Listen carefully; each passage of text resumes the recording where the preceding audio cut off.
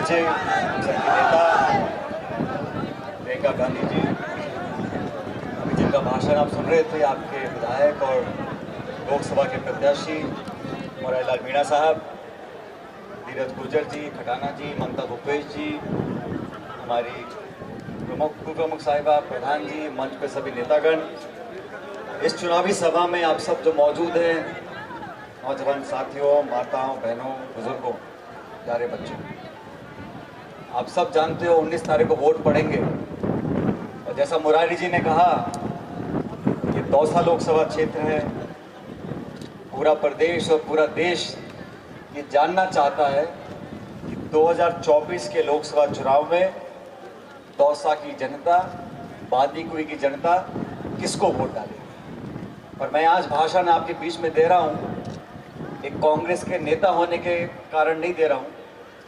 ये भाषण मैं यहाँ पर दे रहा हूँ, एक अधिकार है मेरा हक है, और आप सब लोगों से निवेदन कर रहा हूँ, ये चुनाव देश का चुनाव है। आज प्रियंका जी समय निकालकर आपके बीच में आई हैं अपनी पार्टी के लिए, मुरारी जी के लिए वोट मांगने के लिए, इसलिए कि इस देश और प्रदेश में 10 साल की सरकार का जो काम रहा उसको जनता ने देखा, उसका आंकलन किया और अब मन बना चुके हैं कि बदलाव करना पड़ेगा। आप और हम सभी जानते हैं, जब पहली सरकार बनी, पूर्ण बहुमत की सरकार बनी, वादा जनता से किया था, प्रदेश के लोगों ने राजस्थान की 25 की 25 सीटें भाजपा को जिता दी थी। लेकिन आज 10 साल हो गए, आज नौजवान पूछ रहा है हमारे रोजगार कहां चले गए। महंगाई, बेरोजगारी आसमान छू रही है, और भाजपा के नेताओं को भाषण देना है तो वही घिसे पिटे भाषण, हिंदू के, मुसलमान के, मंदिर के, मस्जिद के, हिंदुस्तान, पाकिस्तान और समाचार समाप्त। आप सब लोग जो आज यहाँ खड़े हो, बैठे हो, मैं आप लोगों से निवेदन कर रहा हूँ, ये चुनाव रोचक बन गया। रोचक क्यों बन गया? जैसा मुरारी जी कह रहे थे, बहुत सारे भाजपा के नेता यहाँ पर आ रहे हैं। कौन कौन से मुख्यमंत्री आए? उत्तर प्रदेश के, मध्य प्रदेश के, हरियाणा के, राजस्थान के तो कई बार आए होंगे मेरे ख्याल, और योगी जी, मोदी जी, राजनाथ सिंह जी, फलाने जी, ढिकाने जी। तो मैंने कहा, मुरारी जी कहते मीटिंग पहले कर लो। मैंने कहा नहीं, अभी चुनाव में 1-2 दिन रहने दो। और इतने सब नेता आ रहे हैं बीजेपी के, मैंने कोई बड़ी बात नहीं है। और प्रियंका जी का समय लिया था 15 तारीख का, तो मैं जो हर जगह जो बात बोलता हूँ आज बोल रहा हूँ।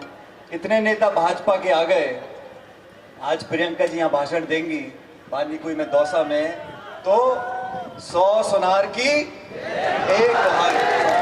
तो सब जितने भाषण दे गए सब बराबर हो जाएंगे। और यहाँ हमारे जिले के बहुत नेता हैं जो भाजपा से जीत कर गए हैं, वो गांव-गांव डोल रहे हैं, कोई चावल बांट रहा है, कोई पानी पी रहा है, कोई कसम खा रहा है। तो मैं आप लोगों को कहना चाहता हूं कि इस लोकसभा के परिणाम से किसी का कोई मंत्री पद जाने वाला नहीं। और मैं तो हाथ जोड़ के बोलता हूं, कोई मंत्री पद छोड़ना भी मत, बहुत मुश्किल से मंत्री बने हैं, बने रहना चाहिए। लेकिन ये चुनाव बहुत महत्वपूर्ण है साथियों, और बीजेपी की सरकार बनी है राजस्थान में, हम लोग कामयाब नहीं हो सके। बहुत कम अंतर से कांग्रेस भाजपा का अंतर 1.5-2% का था। हम अच्छे विधायक जीत कर आए, 70-72 विधायक। लेकिन अब पूरे देश में जहां जहां भाजपा और कांग्रेस की टक्कर है, मैं कई जिलों में गया हूं, मैं जोधपुर, बाड़मेर, जयपुर, अलवर, माधोपुर, दौसा, हर जगह लोग बदलाव चाहते हैं। और दौसा के लोग, यहाँ मैं प्रियंका जी को बता रहा था, मेरा पहला चुनाव मैं लड़ा था 2004 में, 20 साल पहले, और आप लोगों ने 1.25 लाख वोट का अंतर देकर यहाँ से जिताया था। और उस बात का एहसान आज भी मेरे कंधों पर है। और इन 20 सालों में मैं अजमेर से भी सांसद रहा, अभी टोंक से विधायक हूँ, लेकिन दौसा के लोगों के ऊपर, बांदीकुई के लोगों के ऊपर मेरा एक विशेष अधिकार मैं मानता हूँ। आप लोगों ने मुश्किल समय में मेरा साथ दिया, हमारे परिवार का साथ दिया, पार्टी का साथ दिया।